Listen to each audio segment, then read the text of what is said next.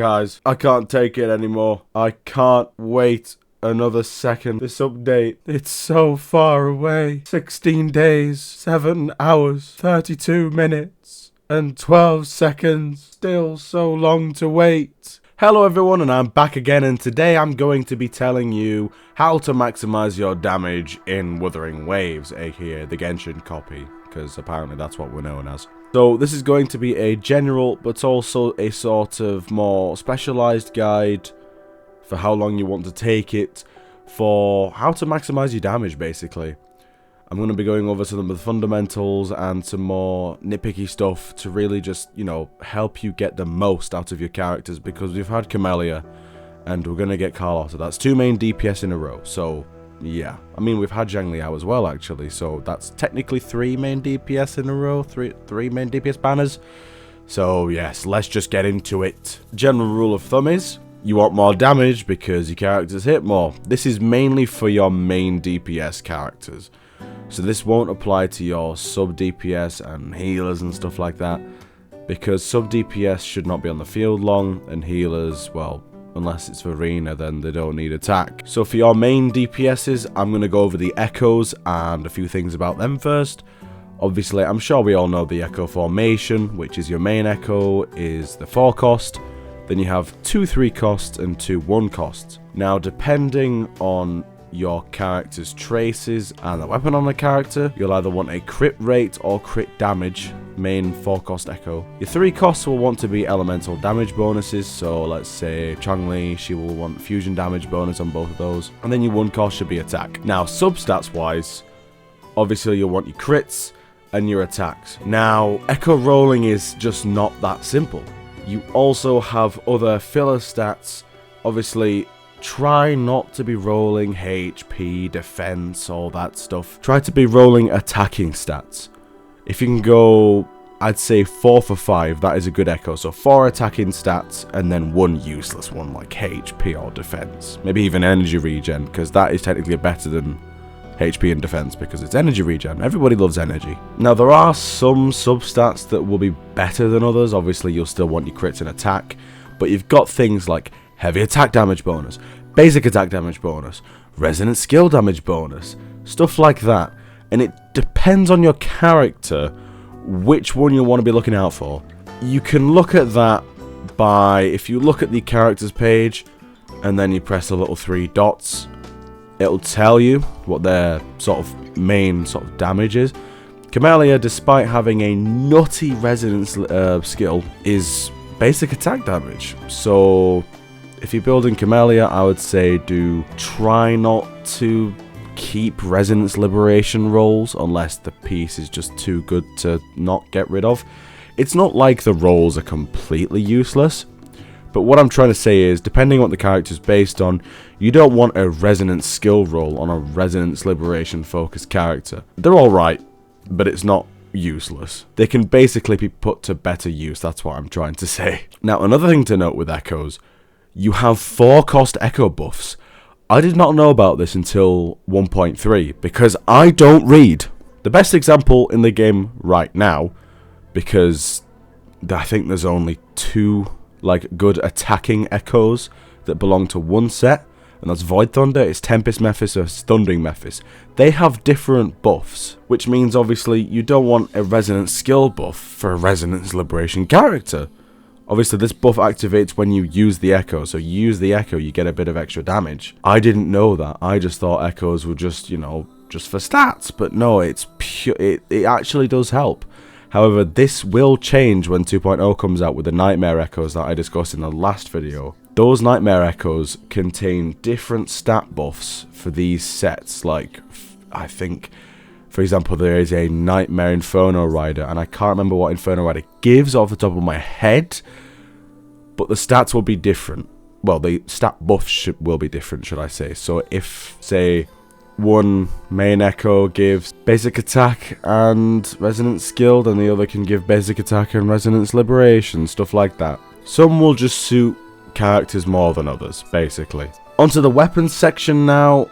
Now, it depends what character you're running, again, really. You'll find that this guide is very character based. So if you're running like a 4-star, then, well, I guess just use a standard 5-star weapon. But if you're using a 5-star limited character, you will always want to use their signature weapon. If you can get it, use the signature weapon. Because not only does the weapon give the best buffs for that character, it also has the best crit. Because, for example, if you look at Emerald of Genesis, for sword characters, Emerald of Genesis does not give any crit, therefore it'll be harder to crit balance. I'll go over crit balancing in a bit, but I'm just going to mention it there because it kind of needs to be. Because I believe Camelia's signature weapon is crit rate, so that means it'll be easier to hit the desired crit rate. However, if you are struck for money and cannot get a signature weapon, then just use a standard 5-star weapon. It is literally your best option after that. And then if you don't have any standard 5-star weapons or don't have any spare, then you might want to just look at the character's kit and see what a good 4-star weapon is for them. And basically S5, it will need to be S5 if you want to actually do damage. You can't be running an S1 4-star weapon on a character. So if you don't have a weapon for the character, try and S5 that weapon. And it sometimes, depending on the weapon, is actually just as good as a 5-star. I mean, look at Somnorar Anchor with Camellia. Because its buffs are so good, its general attacking buffs are so good, it actually rivals that of an S1 Emerald. It's crazy.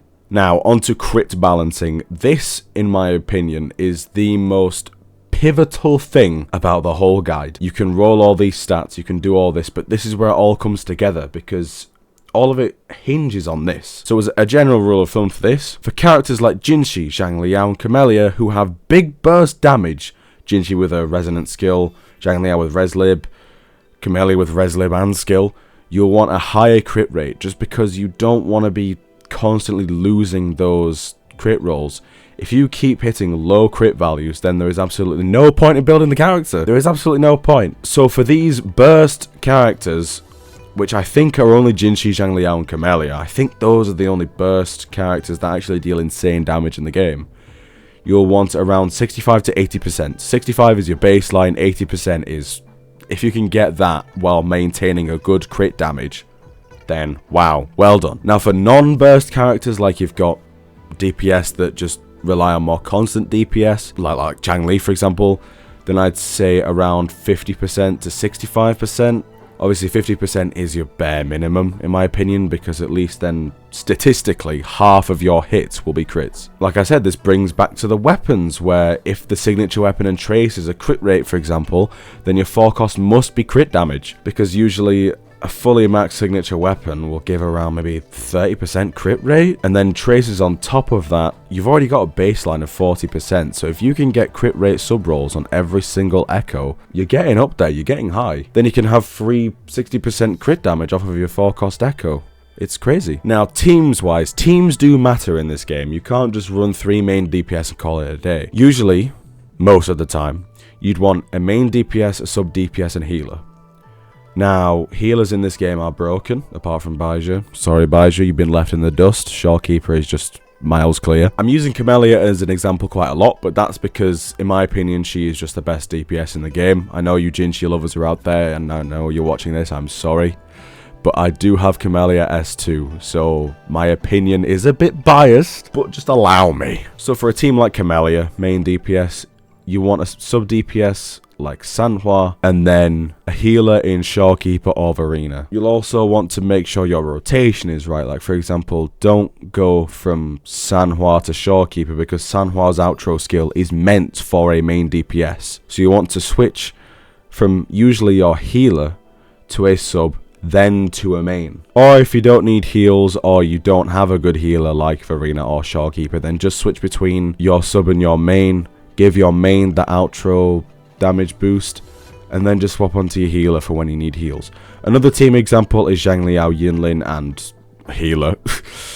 Now, of course, Yinlin and Zhang Liao are practically 2 peas in a pod. They're made for each other. So, of course, Yinlin buffs electro damage on her outro skill. So, outro skill to Zhang Liao, and then boom, he's got a damage buff for a couple seconds. Now, it really does matter who you pair your DPS with as well. For example, you can't put Yinlin with Camellia. I mean, you can if you really want to, but it's not recommended just because Yinlin buffs electro damage, so half of her outro skill is basically useless.